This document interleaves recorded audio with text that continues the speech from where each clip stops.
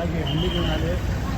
आपली सत्ता आहे, आमदार आपले आहेत, तरी पण लोकांना पाणी मिळत नाही. यासाठी तुम्हाला संघर्ष करावा लागतो. हे बघा, इथे पक्षाचं चिन्ह किंवा पक्षाच्या बाबतीत कुठेही काही उल्लेख नाही आहे. हा सर्वपक्षीयच आहे आणि पाणी समस्या ही एका पक्षाला नाही तर ह्या सर्व माझ्या माता भगिनींना आहे.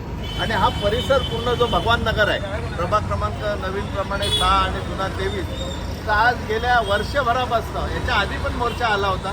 त्यावेळेला पावसाळ्याचं कारण दिलं होतं, पाऊस चालू आहे, आम्हाला नवीन लाईन टाकता येणार नाही, रस्ते खोदता. आता आमची मागणी एक आहे की गेल्या वर्षभरापासून हीच समस्या आहे की पाणी पुरवठा दूषित पाणी येत आहे, घाण पाणी येते. सुरुवातीचे 10 मिनिटं आधी पाणी असं सोडून द्यायला लागतं आणि अत्यंत कमी दाबात आहे. माझ्या माता भगिनी आज निषेध करण्यासाठी आलेल्या आहेत आणि हा महिलांचा मोर्चा आहे. आता पुढची काय भूमिका असणार मागण्या आता बघा, आम्हाला जर पाणी पुरवठा केला आहे 2-4 दिवसामध्ये जर सुरळीत नाही झाला तर आम्ही खडकपाडा रस्ता रोको खडकपाडा चौकात करणार. सगळे जाऊन खडकपाडा चौकामध्ये आम्ही बसणार आणि तसा इशारा दिलेला या पत्रकामध्ये.